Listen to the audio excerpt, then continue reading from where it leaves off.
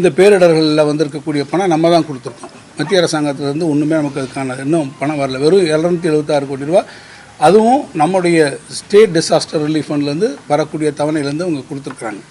இது அந்நியில் பல்வேறு திட்டங்கள், புதிதான திட்டங்களுக்கு நம்ம பணம் கொடுத்துட்டே வரோம். அவங்ககிட்டருந்து ஒன்றிய அரசாங்கத்திலேருந்து வரக்கூடிய நிதி நமக்கு வந்து சேரல. சமரக்ஷ சிக்ஷா அபியானுக்கு வர வேண்டிய நிதி வரல. ஏறத்தாழ 2000 கோடிக்கு மேலே அந்த திட்டத்திற்காக ஒன்றிய அரசு நிதியை விடுவிக்கவில்லை.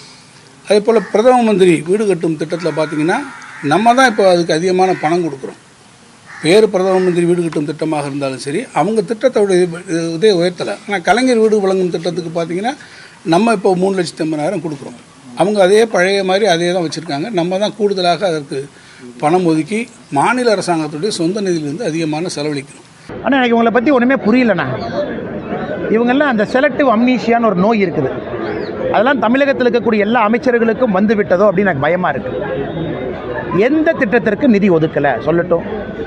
கடந்த 10 ஆண்டுகளாக எவ்வளவு நிதி ஒதுக்கி இருக்கின்றோம் என்று பாராளுமன்ற தேர்தலின் பொழுது 36 பக்கம் வெள்ளை அறிக்கை தாக்கல் செஞ்சுருக்கோம். பத்திரிகை நண்பர்களுக்கு வேணும்னா மறுபடியும் ஒரு முறை அந்த வெள்ளை அறிக்கையை கொடுக்குறோம். 36 பக்கம், 11 லட்சம் கோடி ரூபாய் 10 ஆண்டுகளில் பார்க்கட்டும்.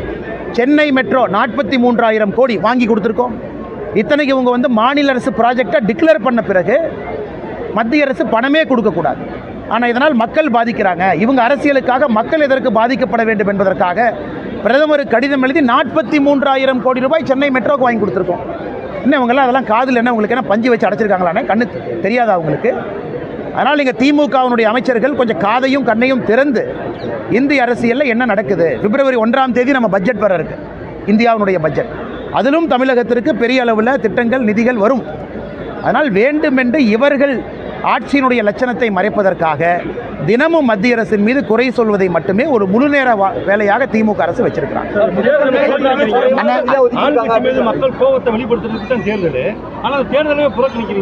அண்ணா, இந்த தேர்தல்னால ஆட்சி மாறுதாங்கண்ணா? இந்த ஒரு தேர்தல்னால ஆட்சி மாற போகுதாங்கண்ணா?